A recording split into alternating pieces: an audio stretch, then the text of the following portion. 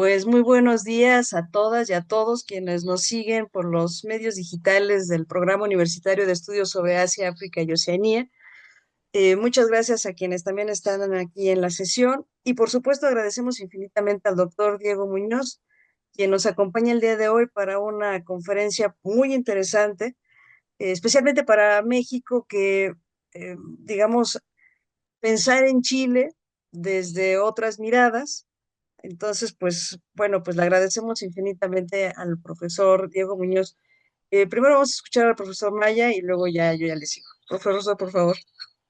Bueno, pues en realidad yo les quiero dar la más cordial bienvenida a esta conferencia magistral. Bueno, mi intervención aquí nada más es para agradecer precisamente a la doctora Mónica Velasco por la iniciativa de esta conferencia y por supuesto al profesor Diego Muñoz por haber aceptado.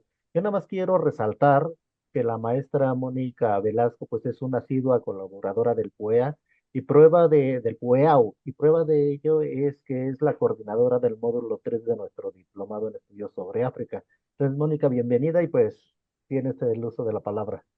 Muchas gracias, estimado profesor Maya.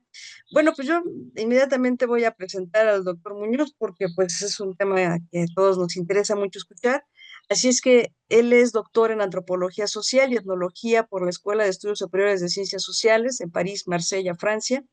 Actualmente es investigador asociado al Centro de Investigación y Documentación sobre Oceanía.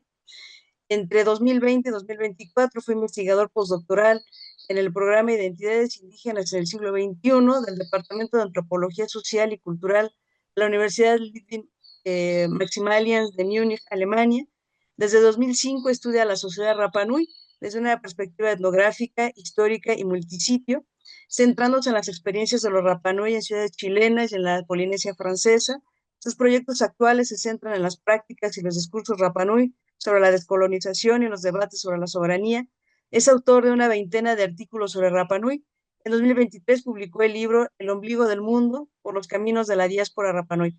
Pues muchas gracias, estimado doctor, quien nos va a presentar la conferencia. Y pues le cedo la palabra, por favor. Ah, una cosa. eh, la dinámica será la siguiente. El profesor terminará de dar su ponencia y una vez que él concluya, pues iniciamos con la sesión de preguntas y respuestas. Pues adelante, profesor. Bueno, primero que todo, muchas gracias por esta invitación. Para mí es un honor poder presentar parte de mis investigaciones en el programa universitario de estudios sobre Asia, África y Oceanía. Y, la Universidad Autónoma de México es conocidísima a nivel latinoamericano. Es un referente cuando uno es estudiante de antropología o de sociología o de economía en Chile. Uno de los grandes referentes sudamericanos en Sudamérica sobre cómo se hace antropología desde la América, desde Latinoamérica. Eh, entonces, reiterar mi agradecimiento por la invitación y decirles que para mí es muy grato poder presentar esta conferencia que es parte de las reflexiones actuales que yo estoy desarrollando en el marco de una antropología histórica sobre la soberanía. Ya la soberanía como un concepto clave en las relaciones entre pueblos indígenas y estados nacionales, entre imperios y repúblicas. Em, Como lo dijo nuestra colega Mónica Velasco, hace casi 20 años que yo trabajo sobre Rapa Nui, pero es solamente en los últimos 5 que yo me empecé a interesar en dos aspectos de Rapa Nui. El primero es la historia y la memoria del tratado de anexión con el cual Chile incorpora Rapa Nui al territorio nacional. Historia y memoria son dos conceptos que dialogan y entran en tensión cuando existen, ¿no es cierto?, versiones oficiales y memorias controversiales sobre los mismos acontecimientos. Y por otro lado, estoy empezando un análisis etnológico comparativo sobre los distintos tratados que yo llamo, o que fueron llamados en su época tratados de cesión de soberanía, realizados en el Pacífico, realizados principalmente en el área cultural, que es un invento, ¿no? Un invento occidental también, estas áreas culturales, pero que conocida como Polinesia. Entonces, primer elemento es entender este mundo que se configura como mundo polinésico, del cual Rapa Nui forma parte, en términos históricos, lingüísticos, culturales, pero que en términos políticos ha sido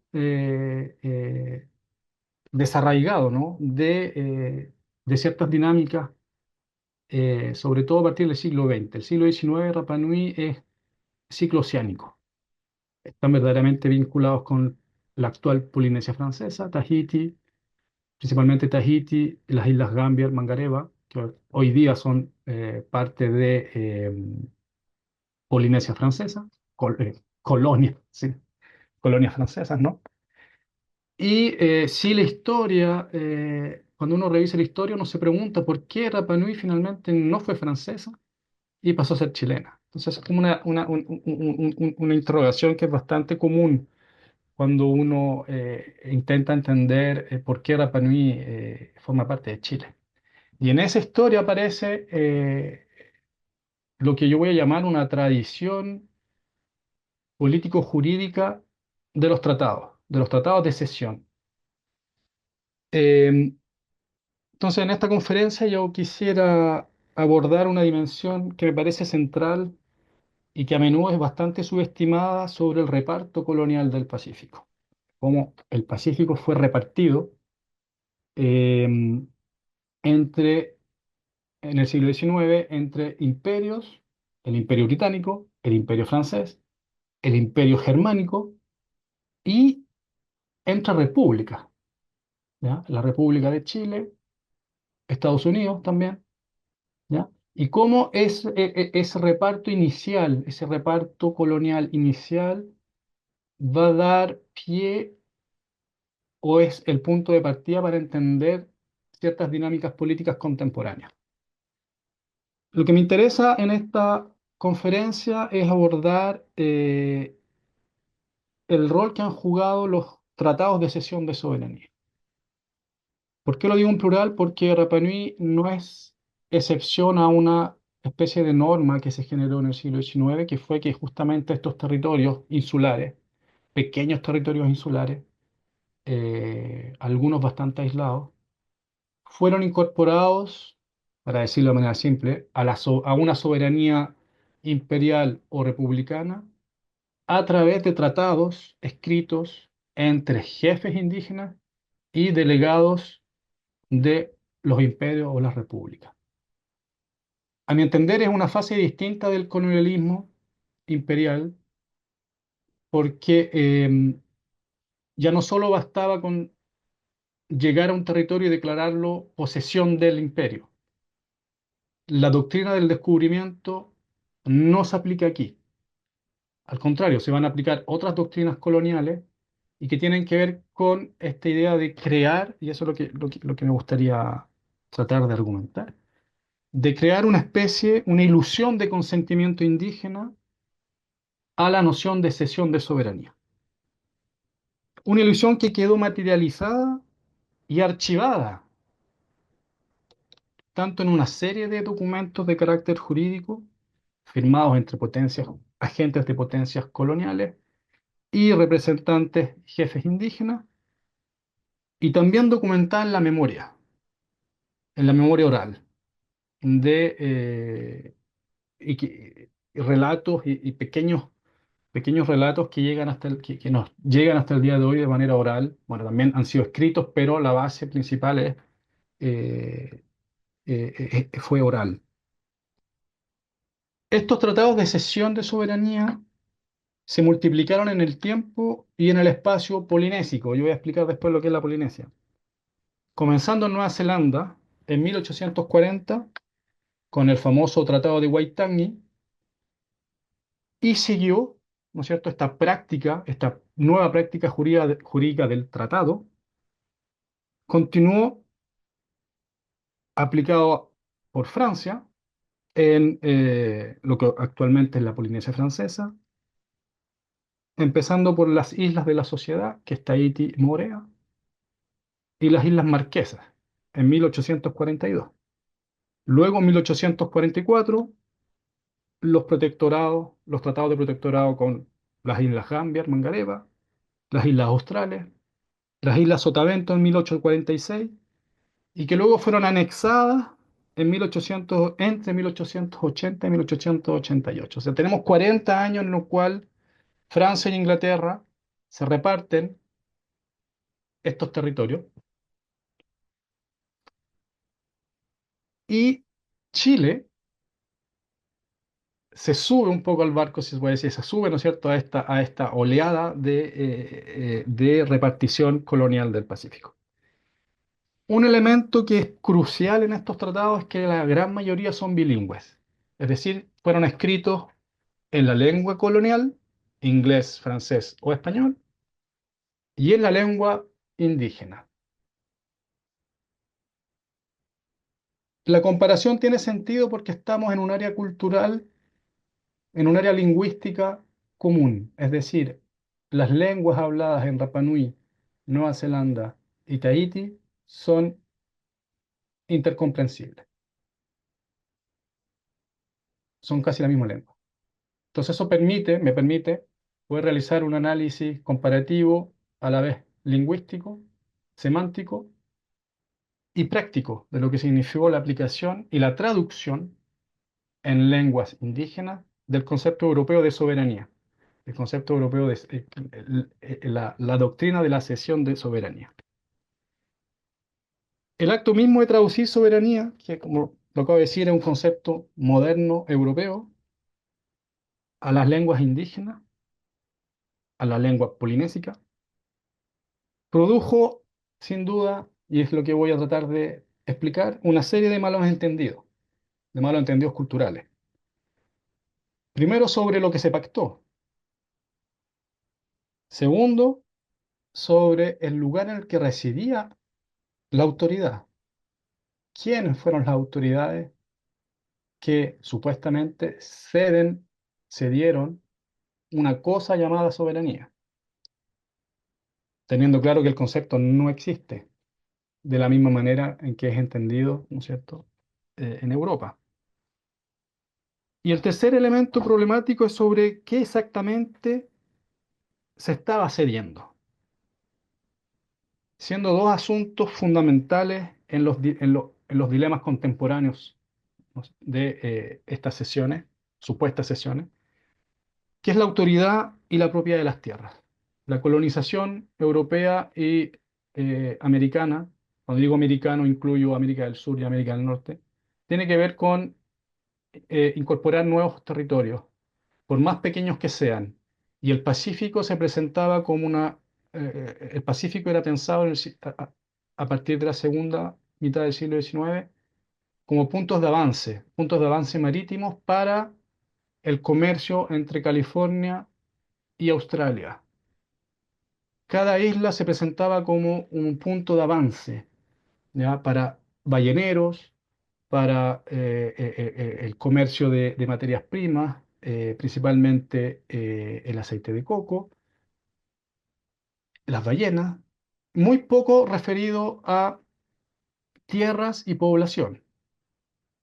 Esta primera oleada colonizadora tiene más que ver con un control efectivo de los puertos, no tanto el interior de las islas, sino más bien de los puertos y crear puntos de avanzada. Ese es un poco el argumento de por qué Gran Bretaña va a anexar Nueva Zelanda, que Francia, en competición con Inglaterra, va a extender un dominio oceánico en la actual Polinesia Francesa, y una de las razones de por qué Chile, hacia el final de esta fase de expansión colonial hacia el Pacífico, eh, logra anexar Rapa Nui. Voy a abordar dos asuntos que salen del análisis comparativo de una serie de tratados de cesión. El primero son las paradojas internas de estos tratados bilingües. respecto al lugar y la naturaleza de la soberanía y de lo acordado. Y el segundo elemento, el segundo aspecto que me interesa analizar y proponer para el debate, cómo estos tratados son recordados. Antes de entrar en el detalle, permítanme mostrarles este pequeño panorama sobre los diferentes estatus contemporáneos de los territorios del Pacífico, eh, siendo el resultado de estas historias coloniales como con ciertos puntos de convergencia y divergencia. Puedo decir rápidamente, en la diapositiva que ustedes están viendo son las áreas, eh, áreas marítimas económicas exclusivas, ¿ya? Las zonas económicas exclusivas, y viendo esto podemos rápidamente darnos cuenta cuáles son cuáles son los potenciales puntos de interés entre las potencias contemporáneas, China, Estados Unidos, Australia, Nueva Zelanda, y el Pacífico. Una pequeña isla le otorga a un Estado 200 millas náuticas de uso exclusivo económico, pero debajo de esas 200 millas también hay recursos económicos, recursos mineros, materiales raros. Entonces, el desafío contemporáneo de esto, de esta repartición del Pacífico, tiene que ver con el control nuevamente de esos territorios, no tanto de gente y de población, sino más bien de recursos asegurados por la soberanía. Y esa soberanía fue adquirida, soberanía estatal, fue adquirida por medio de lo que yo voy a llamar una ilusión de consentimiento. Muy rápidamente, veamos, el Pacífico actual está dividido en estados independientes, como lo son Australia, Nueva Zelanda, ¿cierto? Grandes territorios, pero también pequeñas islas, Tonga, Fiji, Samoa, entre otros. También encontramos estados en libre asociación, que es otra figura, ¿no es cierto? Otra figura de organización política que tiene una historia particular, y que en el Pacífico son las Islas Cook, Tokelau y Niue. Son estados libres asociados con otro estado, en este caso con Nueva Zelanda. Tenemos estados federados, como los estados federados de Micronesia, y que son puestos de avanzada americanos hoy día, norteamericanos, de Estados Unidos. Y tenemos territorios anexados, como lo es Hawái, anexado por Estados Unidos a finales del siglo XIX, y Rapa Nui, anexada por Chile en 1888.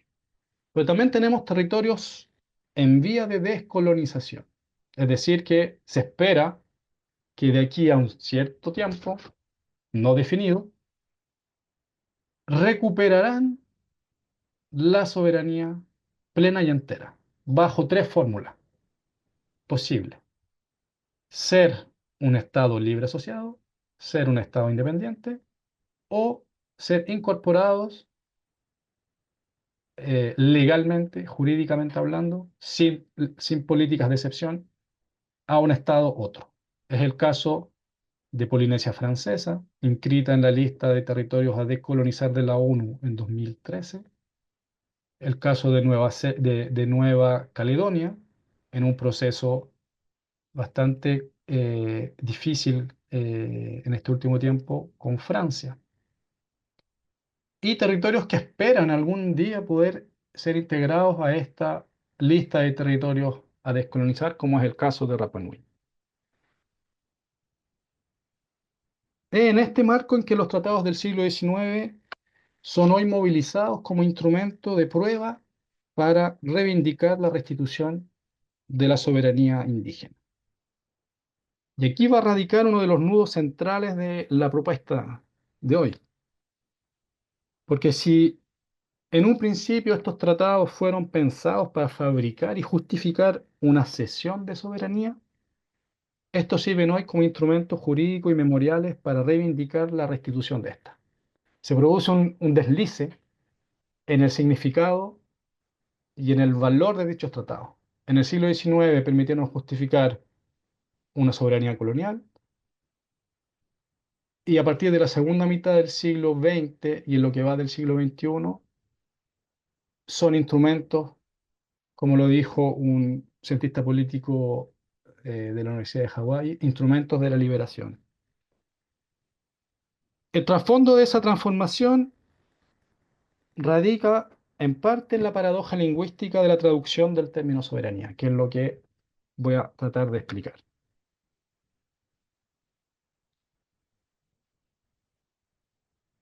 Comienzo entonces con un panorama criollo, voy a decir, panorama chileno, sobre la sensación que había en la segunda mitad del siglo XIX sobre lo que estaba pasando en el Pacífico.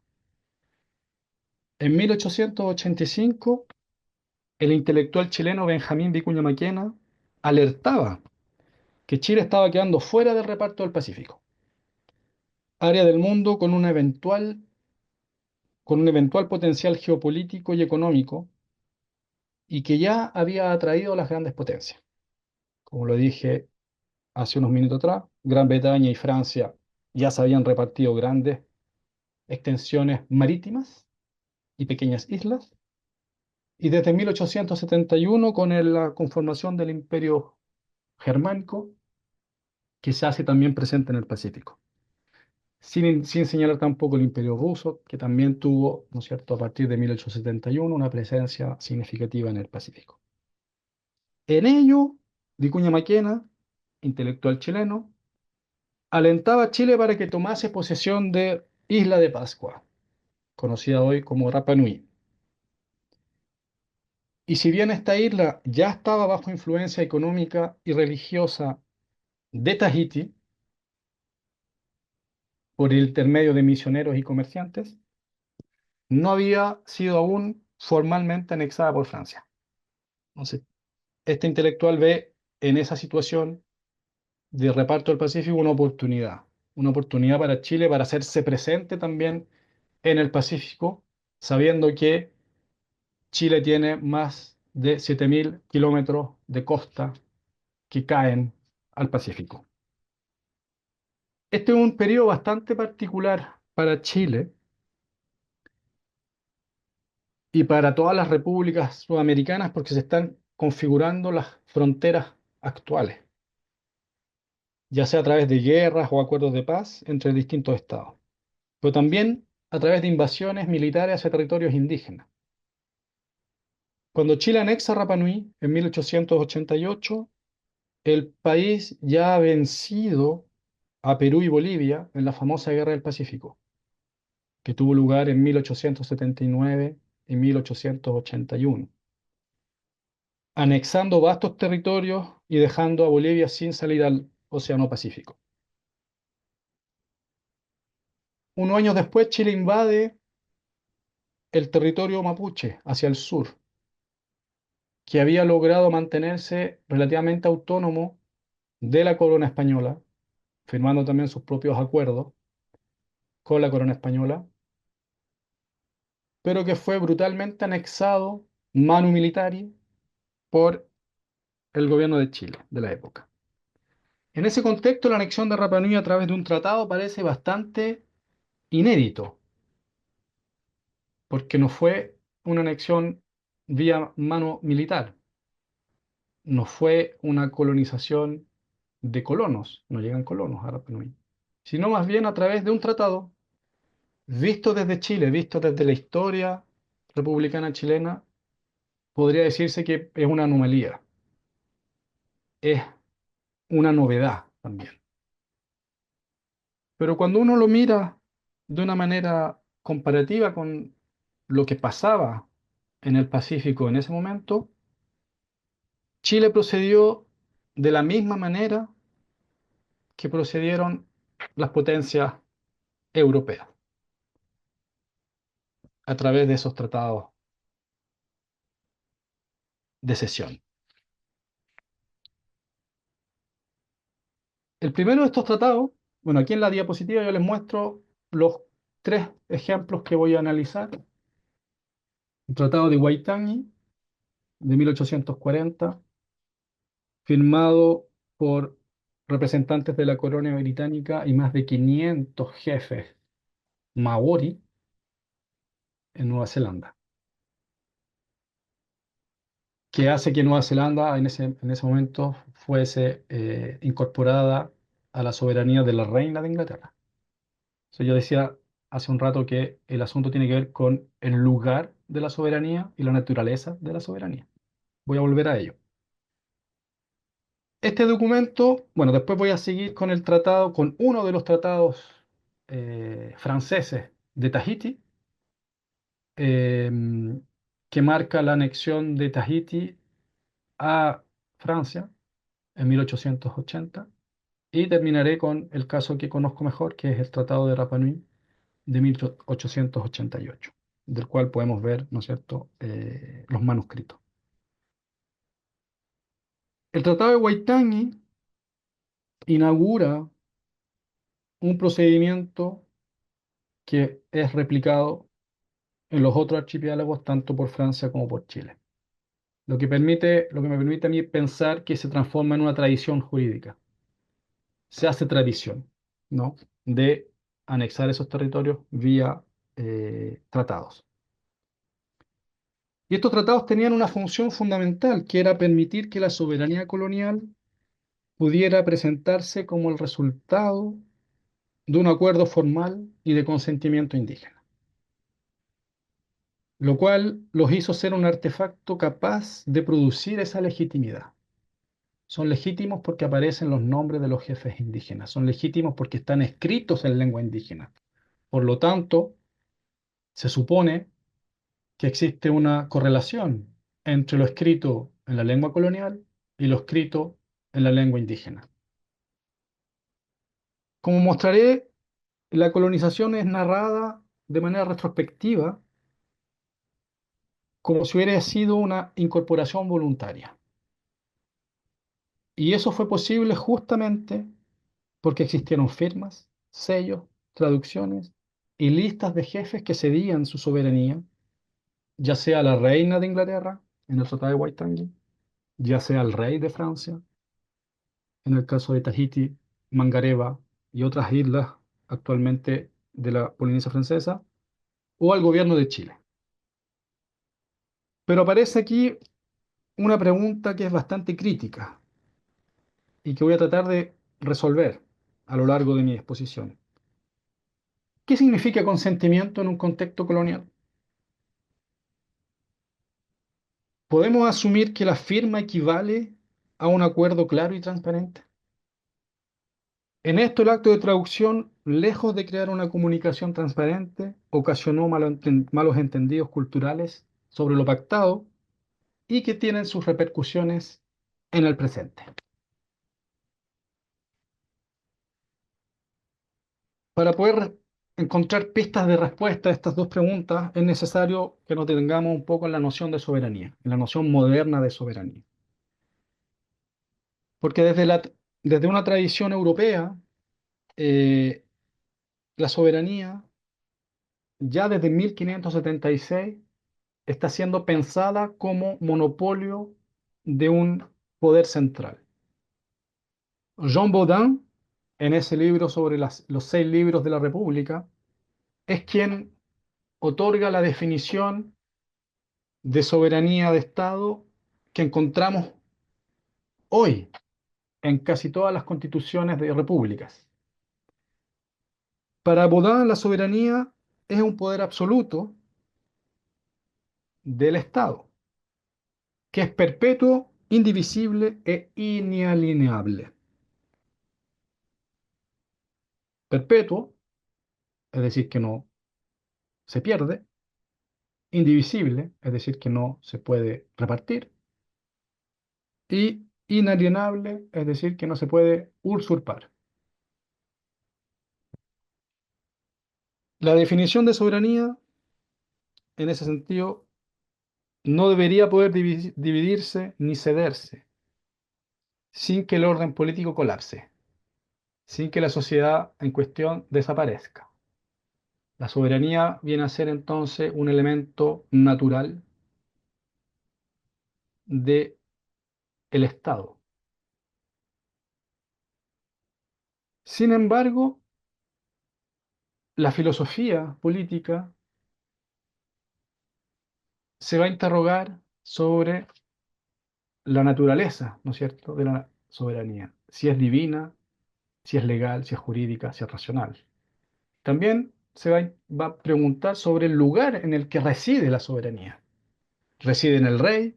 ¿Reside en el pueblo? ¿Reside en la nación? Son los lugares donde la soberanía reside y cómo la soberanía se practica. Nosotros hoy día hablamos de la delegación de soberanía, ¿no es cierto? La soberanía está en la nación o en el pueblo. Es la doctrina que emerge luego de la Revolución norteamericana, estadounidense y la Revolución francesa, que cambia el lugar de la soberanía del rey, una soberanía de naturaleza divina, a una soberanía jurídico racional que reside en el pueblo que delega, lo cual es bastante paradojal, ¿no? Filosóficamente hablando y antropológicamente hablando, estos lugares y esta naturaleza de la soberanía porta en sí misma una paradoja. Paradoja que se incrementa con la idea de que desde las paces de Westfalia, en 1500 y fracción, que designa que ninguna potencia o ningún reino puede interferir en los asuntos de otro reino, ¿ya? Son las paces de Westfalia. Los tratados emergen como instrumento legítimo para transferir territorios y competencias. Es decir, desde el origen mismo de la teoría política de la soberanía europea, ya que se supone perpetua, indivisible e inalienable, posee en sí, en la doctrina, la posibilidad de transferirla a través de los tratados. Por lo tanto, hay una especie de contradicción estructural. La soberanía se define como inalienable, pero al mismo tiempo ese derecho internacional emergente la trata como transferible, no solamente a través de guerras ni anexiones de invasión, sino que también a través de pactos. Y es esta contradicción la que va a estar presente en los tratados entre jefes polinésicos y agentes coloniales, a mi modo de ver. Desde una perspectiva filosófica, la soberanía tiene más que ver entonces con los lugares, el rey, el pueblo, la nación y la naturaleza divina, racional, legal de la soberanía. Si la soberanía reside en el rey, el pueblo, la nación, esto va a definir, ¿no es cierto?, el tipo de organización estatal, una monarquía o una república. Así, si los tratados afirman una cesión de soberanía, me parece que habría que preguntarse por quiénes son los que ceden esta cosa llamada soberanía y qué es lo que se está cediendo. Se cede cuá? ¿Qué es lo que se está entregando? ¿Autoridad? ¿Gobierno? ¿Derecho a ocupación? ¿Derecho a negociar? No está claro. En eso, el aporte del filósofo francés Jacques Derrida me parece bastante oportuno. Para Derrida, la soberanía moderna, esta que emerge justamente con los 6 libros de la República, de Baudin, es autoposicionada. Es decir, se funda a sí misma mediante actos performativos y a través de una violencia inicial. Un tratado, una constitución o una proclamación no están describiendo un hecho preexistente, sino que están produciendo en su mismo marco lo cual van a justificar. En ese sentido, los tratados de cesión de soberanía serían actos que fabrican la soberanía.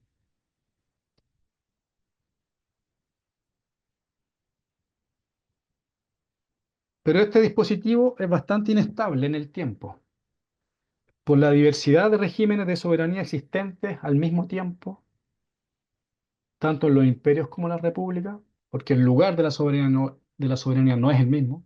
En una república, el lugar de la soberanía es el pueblo, por lo tanto la pregunta es, ¿quién compone el pueblo?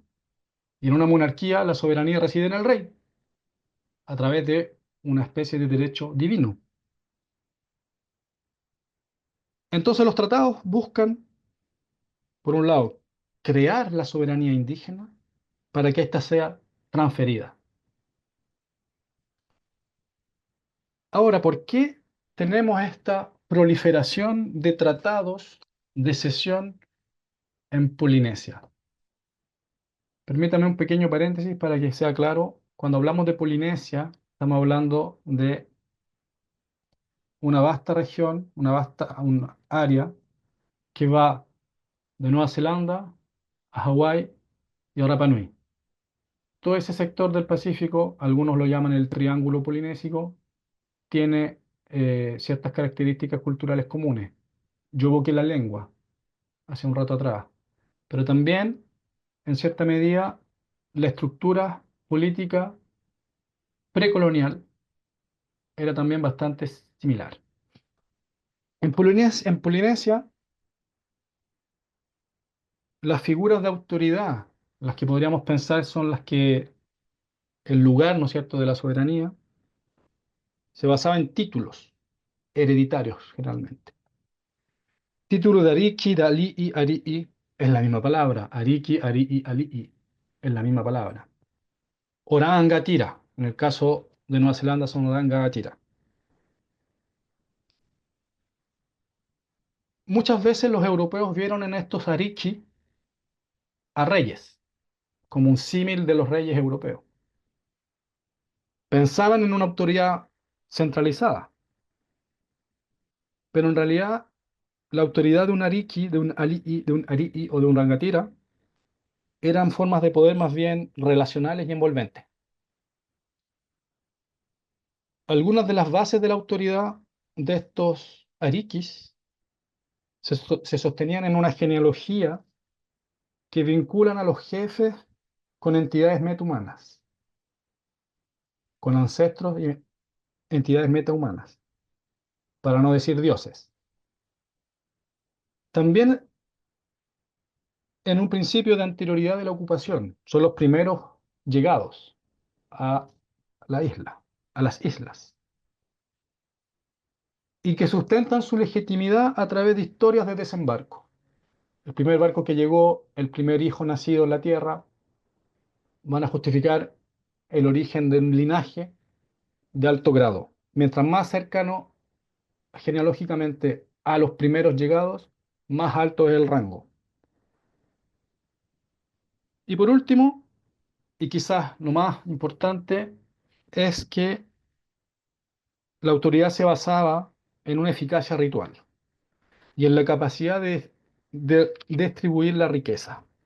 Son jefes sin poder político, son jefes que persuaden y que son de alguna medida eh, garantes, hoy día diríamos garantes de la tradición, garantes de la tierra, custodios de la tierra. No son propietarios de la tierra, sino que garantes y que distribuyen. En eso hay un fenómeno lingüístico bastante importante en las lenguas polinésicas que tiene que ver con la jerarquización del sujeto. Uno pertenece a la tierra y no la tierra le pertenece al individuo. Es un ejemplo que entra en resonancia con los malos entendidos posteriores en los tratados. En ese sentido, los jefes son mediadores, muchas veces rituales entre la comunidad y las entidades metahumanas.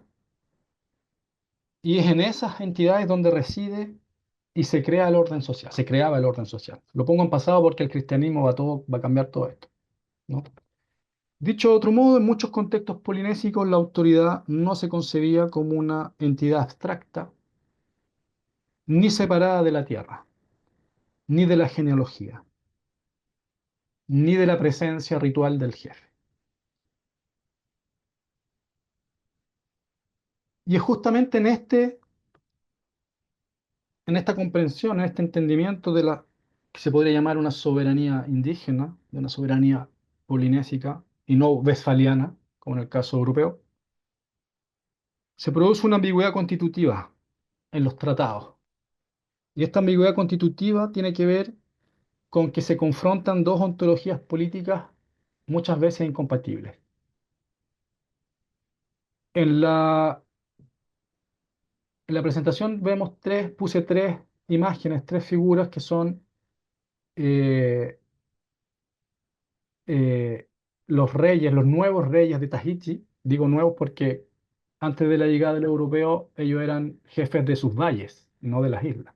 Pero por otros procesos lograron acumular poder, otros procesos entre los cuales está el poder tener armas europeas, lograron concentrar el poder de una manera ya más bien estatal. Tuvo Pomaré, el rey de Tahití entre 1816 y 1821, y su hija Aimata Pomaré, que fue reina de Tahití entre 1827 y 1877, y Honeheke, un rangatira, un jefe maori, que es el primero que firma el Tratado de Waitangi. El primer, el primer jefe maori que va a firmar el tratado, y como dije hace poco, fueron más de 500 rangatira que firman el Tratado de Waitangi. Analicemos entonces esta ambigüedad constitutiva presente en los tratados. Eh, Voy a partir de manera casi cronológica con el Tratado de Waitangi, que como dije recién, firmado por agentes de la corona británica y más de 500 jefes maorí. Voy a pasar directamente a los conflictos terminológicos. Después, si hay preguntas sobre contexto, quizás podemos discutir el contexto, por qué se llega, ¿no es cierto?, a ese tratado. Como lo dije, los textos son bilingües. Aquí tenemos la versión escrita en maori, que comienza con el ko wikitoria, y al otro lado no se alcanza a ver, pero es el texto en inglés. El texto en inglés, recordemos que hay una presunción de traducción. Se supone que la parte escrita en maori sería la traducción de la parte escrita en inglés. De hecho, eso es lo que pretenden hacer los misioneros que traducen el tratado, es de traducir el texto en inglés a un texto en maori. El texto en inglés, en el artículo primero, es muy formal, tiene una declaración y tres artículos. Hay que destacar que hasta ese momento no hay ningún modelo, no hay un modelo previo de tratado.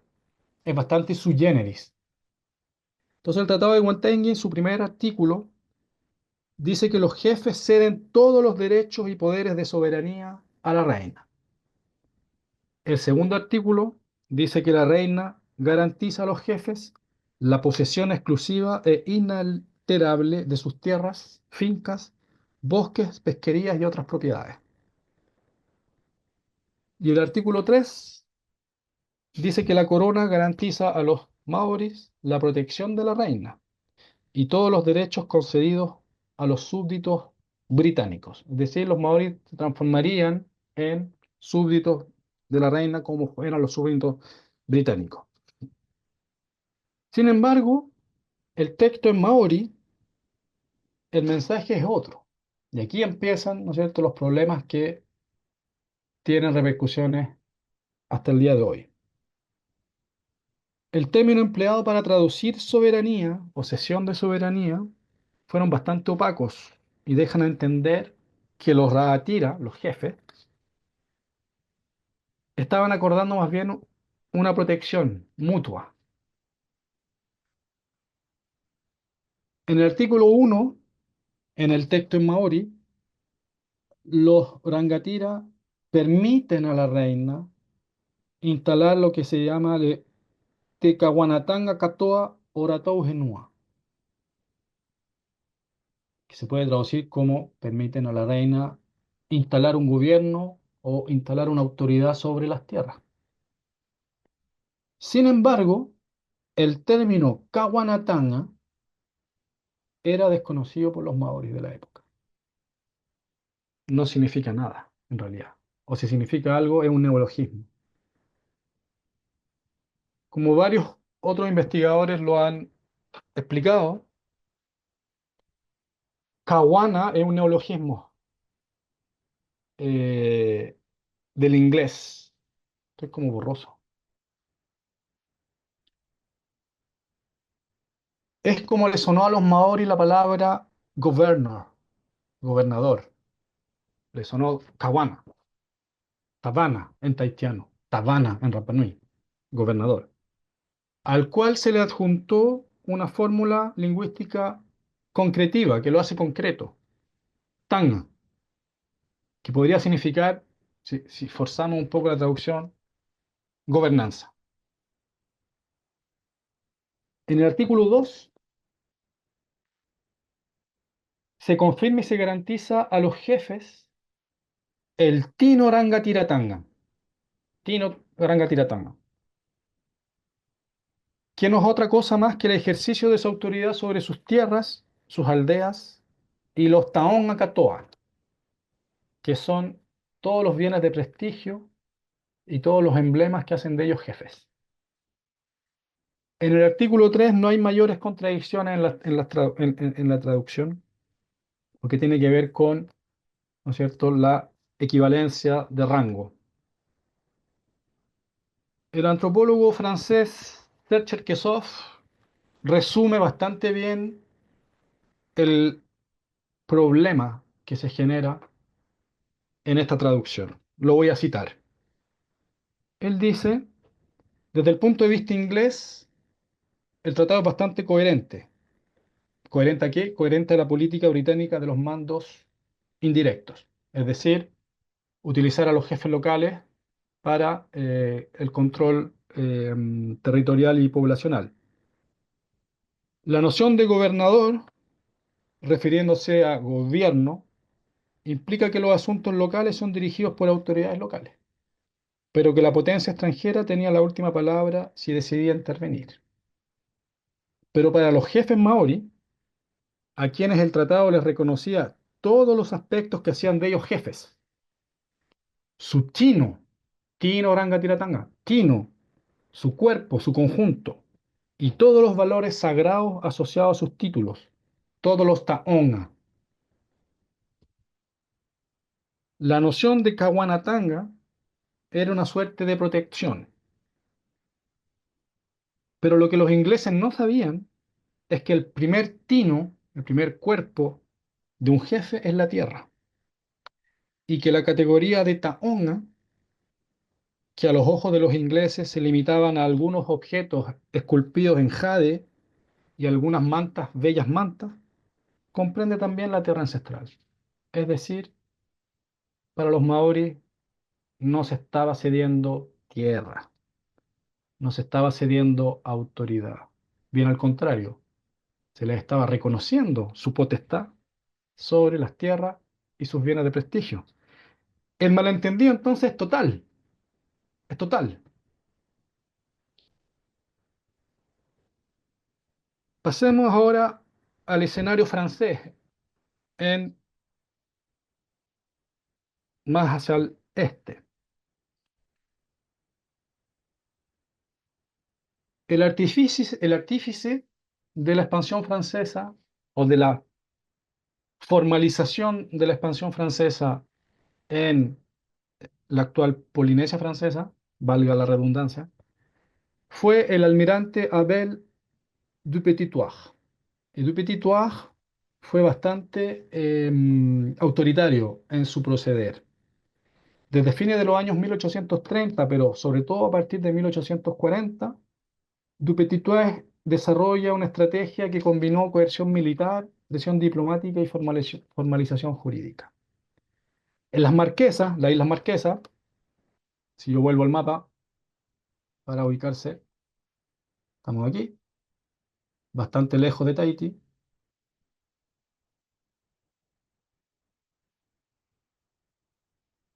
Los documentos de anexión se redactaron como si fueran una petición de los jefes. Es una pequeña innovación respecto al Tratado de Waitangi, pero es la misma fórmula. La innovación es que aparece la figura del consentimiento. Solo les voy a leer el ejemplo de la isla de Hiva Hiva. Ahí puse la transcripción del tratado en francés. No existen copias en marquesiano. Y se las traduzco. Dice, nosotros, los jefes principales de la isla de Hiva Hiva, declaramos hoy y para el futuro que reconocemos la soberanía de Su Majestad Luis Philippe, rey de los franceses. Le prometemos fidelidad y amistad. Sus amigos serán nuestros amigos y sus enemigos nuestros enemigos. Solicitamos tomar la bandera francesa y que el rey nos conceda una guarnición para la protección de nuestra bandera común y de nuestra isla. El formato es bastante eficaz y produce el relato de que la colonización es deseada por los propios indígenas. El ejemplo de la anexión de Tahití, 40 años después, la historia de Tahití también es particular porque primero hubo un protectorado en 1842 a través de también un, un tratado bilingüe, pero del cual no existe la copia en tahitiano. Entonces yo preferí para esta exposición presentar el tratado de anexión bilingüe. El ejemplo de anexión de Tahití es revelador de este proceso de la creación de la ilusión del consentimiento, donde el elemento lingüístico va a ser también crucial. La traducción de cesión de soberanía en el texto en francés se realiza mediante un término indígena y no un neologismo, como en el caso del Tratado de Waitangi. Recuerden, Caguanatanga. En Tahití, en el Tratado de Tahití, se utilizó un término que los antropólogos conocemos bastante, no sé si bien, pero que lo hemos escuchado desde el principio. El término mana. ¿Ya? Mana es el término polinésico multiforme que quiere decir en alguna medida poder supremo, poder total. Está en la base de la teoría de la magia de Marcel Mauss y Emil Durkheim. El mana se transforma en un concepto sociológico, pero la base es un concepto oceánico, polinésico. Y en el Tratado de Tahití se utiliza para hacer referencia a la soberanía.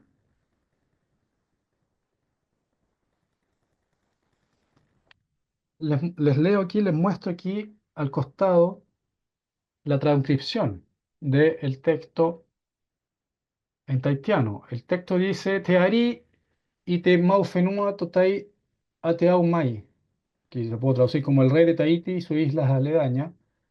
Tatoara otou nei mana iroto y terima o farani. Pongo en las manos de Francia la totalidad del mana. En el texto en francés, mana corresponde a gobierno y administración. No corresponde a soberanía tampoco. Pero, siempre hay un pero en estos tratados. Ai vai no amai, ai iroto terima o tetaata tahiti temau hoipa, y ni ai temau fenua, na temau tiripuna, tahiti, anai ai evarave. Que significa que los asuntos relativos a las tierras permanecen en manos de la gente tahitiana y que los tribunales tahitianos los administran. Entonces, una vez más, los jefes están velando por la tierra, están velando que lo que se cede no es propiedad de tierra. Es imposible ser propiedad de la tierra porque es parte, no es de los jefes. La tierra no es de los jefes, entonces no la pueden ceder.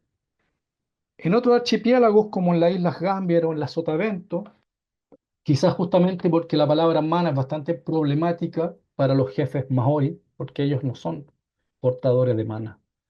Ellos, los objetos y las cosas acumulan mana. Voy a explicarlo más en detalle hacia el final. Quizás porque el concepto mana es religiosamente potente, es una fuerza mística. En tratados posteriores se utilizó otro término, el término de hau. En Mangareva y en la Sotavento, lo que ceden los jefes es el hau, traducido como gobierno.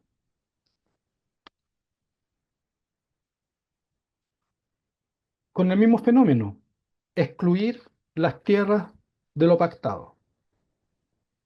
Lo importante en esto es que mana y hau no son equivalentes a la soberanía europea, no son equivalentes al concepto de soberanía. Mientras Mana remite a una potencia eficaz, prestigiosa y sacralizada, Howe expresa más bien un principio de gobierno circunstancial. En estos contextos, la soberanía que se negocia no se formula principalmente como una transferencia del poder sagrado. Mana es poder sagrado. Es la naturaleza de la soberanía, si volvemos a nuestra discusión filosófica, sino que se trata de un reordenamiento de la autoridad política y del control de la tierra, control territorial. Howe permitía traducir soberanía como gobierno, dominio o como régimen de autoridad, subrayando una dimensión más bien administrativa. Se permite la presencia de europeos, se permite la presencia de colonos, pero bajo las reglas locales, es lo que se está diciendo finalmente. Si volvemos a la teoría maori del don, como lo explicó Marcel Mauss en su clásico ensayo sobre los dones, tanto Mana como Hau, ambos conceptos polinésicos, son el principio, los principales principios del derecho maori. Hacer circular el Hau una cosa dada, nos dice Marcel Mauss, permite conservar el mana de esa misma cosa. El Hau hace circular al mismo tiempo que nos permite mantener el mana de ese objeto. Así, si el mana ahora era el poder sagrado del Dios cristiano, porque estos tratados se hacen todos después de la evangelización, el mana es intransferible, no se puede transferir el poder de Dios. Y el Hau era la expresión concreta de una relación que, como todo don, nos va a decir en la teoría del don de Moss, busca siempre volver a su origen. Argumentar que se estaba permitiendo o que se estaba haciendo circular el Hau como forma de gobierno era menos problemática que decir que se cedía al mana. El mana ontológicamente no se puede ceder porque es la esencia de Dios, antiguamente la esencia de los ancestros, de las entidades metahumanas. En cambio, Hau permite hacer circular el gobierno, pero que siempre, gracias a ese mana, se conserva el mana. Entonces, si aplicamos la teoría del don de Mauss a estos tratados, entendemos dónde radica el malentendido fundacional en el intento de traducir soberanía. En ese sentido, la cesión de soberanía formulada en términos de Howe no equivale necesariamente a una alienación total e irreversible de las cesiones, sino al establecimiento de relaciones de don y contradón. Pasemos ahora a el último ejemplo para concluir, ¿no es cierto?, esta presentación, que es la relación de Chile con Rapa Nui.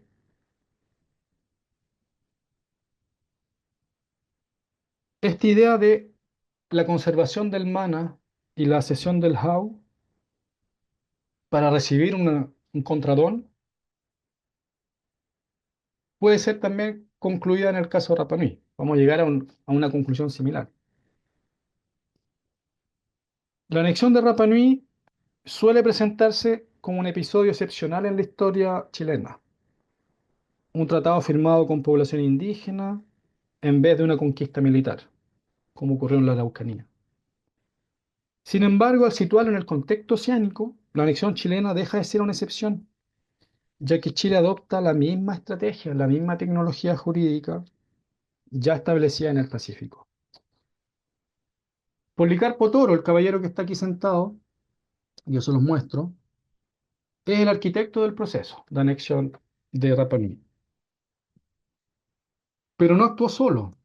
Él fue apoyado por distintos ministerios chilenos y sobre todo, no sobre todo, pero también intentando dar respuesta a la llamada del intelectual Benjamín Vicuña Maquena que había hecho un año antes, cuando llamaba a Chile a tomar posesión de Rapa Nui para no quedarse fuera del reparto del Pacífico.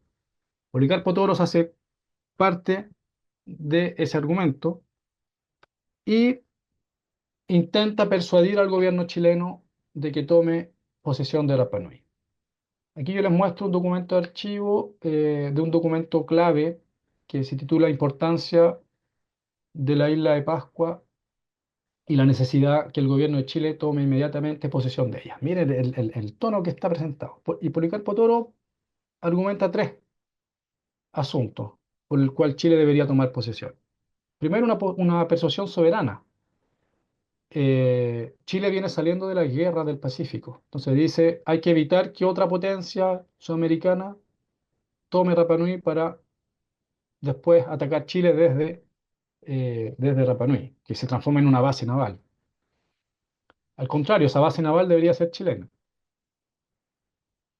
Luego argumenta una oportunidad económica, argumenta que ya se habla de la apertura del Canal de Panamá, por lo tanto tener un puesto de avanzada en el Pacífico permitiría, ¿no es cierto?, conectar más rápidamente los mercados europeos, pasando por Panamá, Valparaíso, Rapa Nui, Australia, era el proyecto. Y también informa que ya está en negociaciones con lo que él va a llamar los dueños de la isla. La isla ya había sido repartida, anteriormente ya había sido repartida. Y había sido repartida por colonos franco-tahitianos, anglo-tahitianos, franceses y misioneros basados en Francia, perdón, basados en Tahiti y en Mangareva. O sea, Rapa Nui no estaba aislada como se suele pensar. A pesar de su distancia geográfica, en ese momento está conectada con Tahiti, está conectada con Mangareva. Y la tierra, la isla, ya había sido repartida, por ocupar, ¿no es cierto?, la terminología de la época, entre distintos actores. Este es un mapa hecho en 1886 que describe la situación de la tierra previa a la anexión chilena. Aquí hay tierras indígenas, acá hay tierras de la misión católica, acá hay tierras indígenas, tierras de la misión católica y tierras de la concesionaria Brander, de la Maison Brander. La Maison Brander era una empresa agrícola y naviera muy importante en Tahiti en esa época, fundada por un John Brander, un británico casado con una mujer tahitiana de la nobleza indígena. Y las personas que tenemos acá son sus asociados, de la familia Salmon, también un inglés, casado con ella, que era hija o nieta, no está muy claro, del Ari'i, del jefe del distrito de Papara. Entonces tenemos una élite mestiza tahitiana, inglesa, que tiene intereses de tierras en Rapa Nui, y es con ellos que Policarpo Toro va a negociar. Policarpo Toro informa que la situación de la tierra es bastante compleja, que él quiere comprar tierra. La soberanía viene después. La soberanía viene para justificar los títulos de propiedad que él compra. Él dice que en la isla hay cuatro actores que tienen tierras. La asociación Salmon Brander, los misioneros y los indígenas como dueños y señores, como primitivos dueños y señores de la isla. Lo que no sabía Policarpo Toro es que estos primitivos dueños y señores tenían un gobierno propio, reestructurado, a pesar de toda la crisis demográfica y política de las décadas precedentes, se habían reestructurado con un ariqui, aquí lo tenemos. Un ariqui, eh, recuerden el término, ya lo vimos al principio, ariqui fue traducido como rey. Entonces está de alguna manera obligado a negociar un tratado. No bastaba solo con comprar los títulos de propiedades inscritos en Tahiti. Había que crear un acto jurídico de cesión. Aquí viene una vez más la ilusión de consentimiento. Y en esta imagen muestra un poco la complejidad de la red de actores implicados en la toma de posesión de Rapa Nui, como se llamó en la época. un capitán de marina, Policarpo Toro, vinculado al Ministerio de Marina, al Ministerio de Colonización y al Ministerio de Bienes Públicos, que financian la compra de tierras, pero que también dicen que tiene que haber un acto oficial jurídico y ritual de la toma de posesión. Tenemos los hermanos Aripaya Salmon eh, y Tati Salmon, los dos personas que dicen tener tierras en Rapa Nui.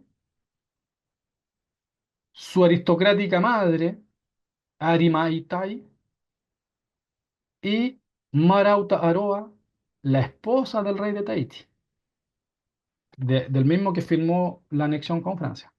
Entonces, tenemos una red bastante particular con intereses, ¿no es cierto?, en Rapa Nui, y los actores indígenas en un gobierno indígena organizado, con un ariqui, lo vamos a ver más adelante, pero con una cara visible, con una estructura política reconocible.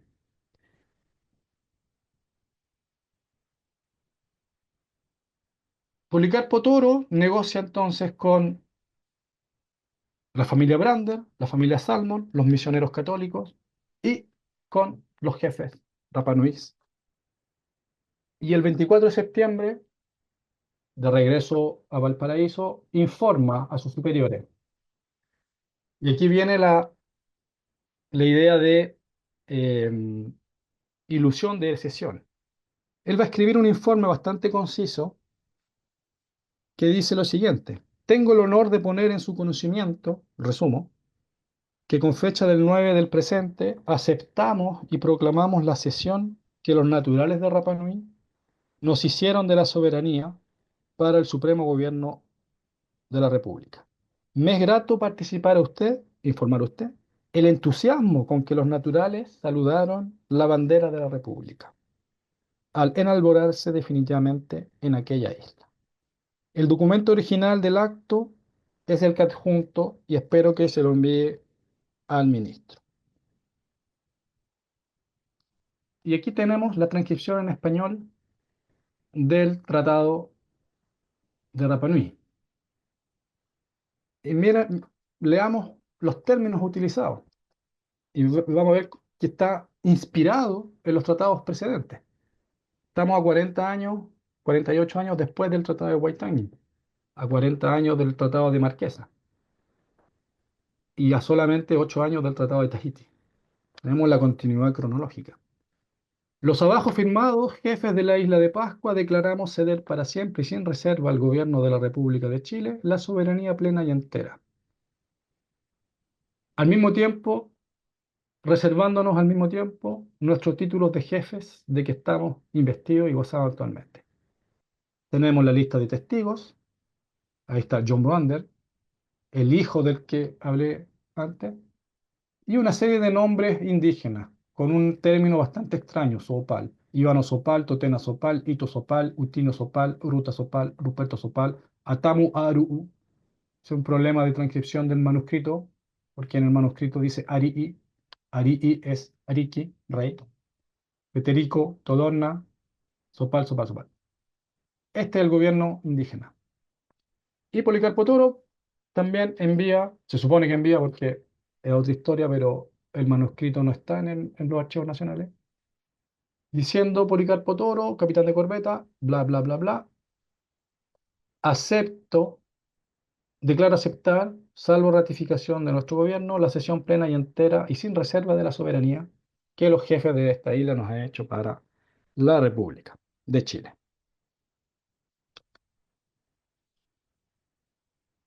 Parece bastante paradojal que en el texto en español se ceda soberanía y se conserven títulos de jefe. Es la base de una paradoja fundacional en la relación entre los Rapa Nui y Chile. Pero estos documentos funcionan o fabrican el consentimiento. Son los jefes que declaran ceder, es el capitán de barco que declara aceptar.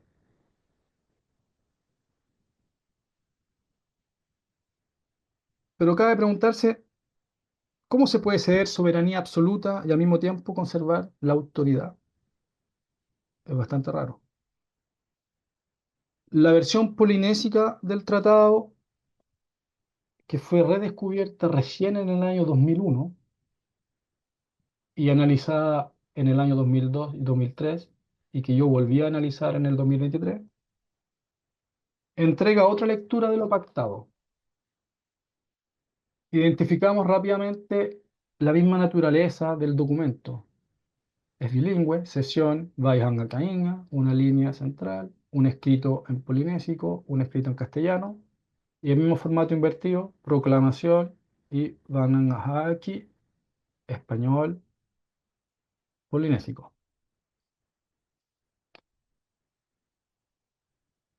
Esta es la transcripción del texto en polinésico. El texto en castellano no difiere mucho de lo que se publicó, de la transcripción que mostré recién. Pero el texto en polinésico habla otra cosa, ¿ya? Y yo les voy a traducir. Esta es la traducción que yo logré hacer en mi última misión de terreno en el año 2022-2023. Trabajé con el manuscrito con gente en la isla y llegamos a la siguiente traducción del texto. Reunidos los jefes del territorio de Tepito o Tejenúa, que es otro nombre para la isla, se decidió inscribir los nombres en la lista de abajo de esta declaración. Ahí están los nombres en la lista de abajo de la declaración. En la conversación que ellos con nosotros se habló de que la isla pasaría a la mano de la nación chilena como un amigo de aquí, un amigo del lugar. Al mismo tiempo, en la mano de los jefes quedará el territorio, el bienestar, la abundancia y la autoridad. Quedó establecido en luna creciente del mes Rapa Nui de Tangaroa Auri, año extranjero 1888. La diferencia es bastante radical. Si la versión en castellano dice que los jefes ceden soberanía y que mantienen sus títulos de jefe, en la versión en polinésico, Chile se compromete a dar protección y bienestar a los habitantes de Rapa Nui, reconociendo los títulos de los jefes. Aquí no hay soberanía, no se hizo el ejercicio de buscar un término para hablar de soberanía, siendo que ya existían equivalentes. Podrían haber usado mana, pero ya expliqué por qué era bastante problemático. Podrían haber usado ha'u, pero no se utilizó. En el segundo texto, la proclamación de Policarpo Toro, el narrador cambia, ya no son los jefes los que hablan, sino que es Policarpo Toro el mismo. Entonces es bien interesante ver que el tratado en estos dos documentos son dos voces que hablan. Una, la sesión es la voz de los jefes y el segundo es la voz del delegado. El problema es que en la versión polinésica de la proclamación, el texto reconoce explícitamente que el poder territorial reside en un cuerpo político indígena. En el texto se habla de Onahonui o Mana o Tecainga. Honui, la autoridad que tiene el Mana, término que ya he hecho referencia, en el Cainga, en la tierra. Recordemos que la tierra, el jefe, los jefes son garantes de la tierra. Y en el mismo acto de cesión, nosotros descubrimos los componentes del gobierno indígena, los títulos que se conservan. Están aquí. Ari, Tabana, nuestro famoso Cahuana, Tabana, lo mismo. Topae. Topae es un término taitiano que se transforma, significa uno de los cinco. Significa uno de los cinco. Pero hace referencia a un grupo de consejeros. Uno de los cinco consejeros del el rey, del jefe. Hay un Orometúa. Orometúa es el catequista. Entonces también tenemos la presencia cristiana católica como parte del gobierno indígena y tenemos algunos Huiratira. Recordemos antes en Nueva Zelanda, los Raatira eran los jefes. Aquí tenemos Huiratira, es la misma palabra, pero en plural. Hui es el plural de Ratira, jefes. Y que en Rapa Nui y en Tahití hace referencia a jefes de tierras. Es decir, no a los ariki, ¿ya? Como forma ritual de autoridad, sino que una autoridad más bien pragmática, son aquellos que pueden decidir dónde se instala una nueva familia, en qué pedazo de tierra se va a instalar un nuevo grupo de parentesco. Tira. ¿Qué dice el texto proclamación si yo lo traduzco al español? Dice lo siguiente. Yo, Policarpo Toro, capitán del barco chileno Angamos, desembarcado en esta isla, llevo en mi mano lo que los jefes con poder en el territorio inscribieron. Está diciendo, en realidad está diciendo, yo estoy llevando esto, estoy llevando este documento. Los motivos de la entrega de los jefes que hacen a Chile están en las palabras entregadas en el papel firmado este día, en este, que Chile es un amigo del lugar. Esperan la palabra de Chile por el bienestar y la abundancia, según lo conversado y escrito aquí. Luna creciente, mes Rapa Nui, Tangaroa Uri, año extranjero, 1888. La versión Rapa Nui no está describiendo una cesión absoluta de soberanía, sino más bien un acuerdo, una alianza, donde Chile se integra como un socio estratégico, un amigo, pero no reemplaza al gobierno indígena que mantiene sus títulos. En el texto Rapa Nui dice Kino Nake Ojonui Taoroa. Kino es Tino, el cuerpo. Nuevamente tenemos esta figura del cuerpo del gobierno, el cuerpo de los jefes, y que el primer cuerpo de los jefes que es en la tierra. Y este Kino Nake Ojonui es el que tiene el mana sobre el territorio, el poder, ¿no es cierto? El poder místico, el poder que crea la vida. Y aquí donde el tratado se transforma en un artefacto doble, a doble utilización. Para Chile es la justificación de la anexión, es la prueba de la anexión. Para los Rapa Nui es un pacto condicionado. Voy a terminar esta presentación con dos pequeñas narraciones conservadas y transmitidas desde las tradiciones orales de Nueva Zelanda y de Rapa Nui, que explican de cierta manera lo que se estaba pactando. El primero es un registro de un orero, de un discurso de un jefe maori, que dijo, se supone, que dijo al momento de firmar el tratado de Waitangi, Kote atakau o tehenua iriro y o tekuini, kote tinana o tehenua y vaijo kinama ori. Solo la sombra de la tierra es para la reina, pero la sustancia la mantenemos nosotros. Se dice también que en el caso de Rapa Nui, el Ariki a Tamutekena le dijo a Policarpo Toro, Jehoro atu au y te mauku ki akoe, kai te kaingene. Te doy el pasto, pero no la tierra. Volvemos a esta paradoja principal en la cual los colonos quieren incorporar la tierra a un régimen jurídico de propiedad y la resistencia de los jefes polinésicos que son explícitos en decir, la tierra no está en juego. Nosotros no estamos hablando aquí de tierra, estamos hablando de que tú te puedes venir a instalar bajo nuestras reglas y nosotros no bajo tus reglas. Eso es como a grandes rasgos, ¿no es cierto?, la principal paradoja.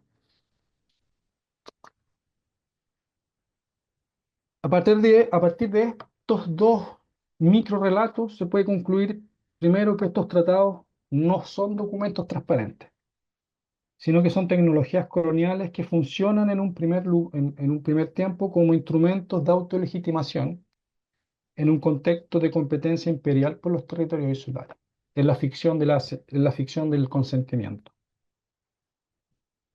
El bilingüismo no resolvió el problema de la comunicación y de la intercomprensión, sino que institucionaliza el malentendido.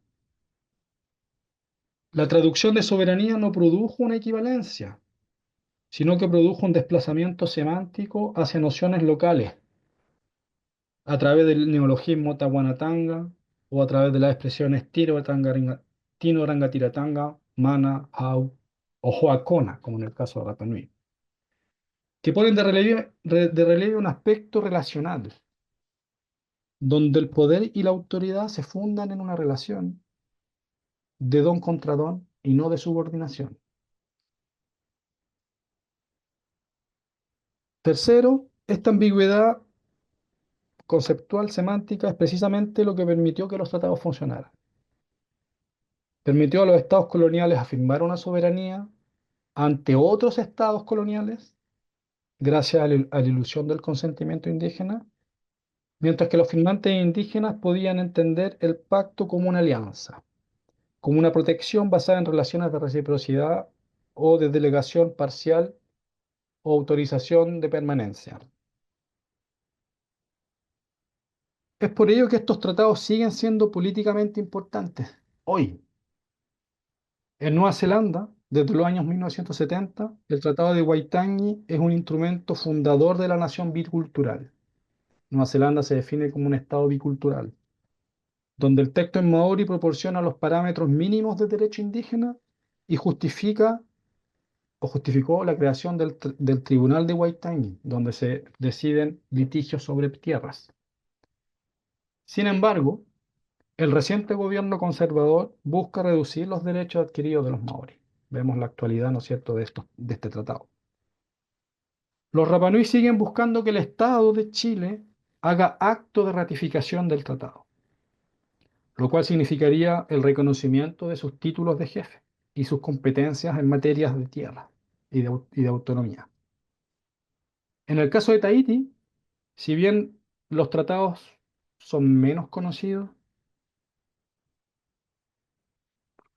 son movilizados y no son movilizados ni por los partidos políticos independentistas o autonomistas, son hoy día centrales en un movimiento de restauración de la monarquía, hay un intento de restaurar la monarquía Pomaré, iniciado en los años 80 por un descendiente de Pomaré V, el que firma el Tratado de Anexión con Francia. Así, estos tratados son piezas activas en una disputa contemporánea sobre la legitimidad estatal y la autoridad indígena. Los gestos y la palabra de Napurea, el jefe maori, o la de Atamu Tekena, el Ariki Rapanui, dan cuenta de la relevancia tanto memorial como política de estos tratados en la actualidad. Muchas gracias por su atención. Pues qué interesante, profesor. Realmente es muy, digamos, nos clarifica, pues, por qué muchos de estos actores, para empezar, nunca han querido salir de ahí. Más bien justificar frente a los habitantes por qué siguen ahí. Y en consecuencia, pues, ¿cómo es que la lengua, pues, ha sido utilizada para muchas cosas, ¿no? Es decir, estos conceptos y categorías, recientemente escuché a uno de nuestros profesores en la Facultad de Ciencias Políticas decir pues, que los conceptos pues, no son relevantes. No, en realidad son muy relevantes, porque nos permiten comprender pues, las diferencias, digamos, de comprensión de uno y de otro.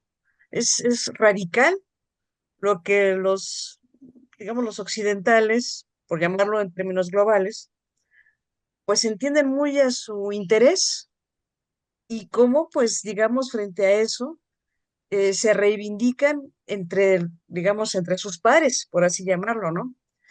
Pero al mismo tiempo, pues, cómo, pues, está fuera de lugar, digamos, la percepción que estos tienen respecto, pues, a los primeros habitantes o los habitantes de esos lugares que no reconocen, digamos, no le reconocen de la misma manera, pues estas ideas de posesión, ¿no? Es muy clara esta idea de la posesión para unos y para otros.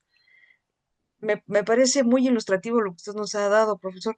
Y me gustaría preguntar si tiene alguna duda, algún señalamiento, pues los que nos están acompañando, que por cierto muchos tenemos aquí, eh, muchos de nuestros estudiantes están aquí, algunos desafortunadamente no pudieron acompañarnos porque estamos en hora de laboral, y que son profesores, pero me gustaría saber si alguien tiene alguna duda. Yo aquí veo a los participantes, pero no exactamente, no sé si ellos nos están escribiendo desde las redes sociales. No sé si está Cintia acá. Es que en el programa tuvieron un problema de luz y se les fue la luz varias veces. Entonces, yo no sé cómo están en este momento ahí.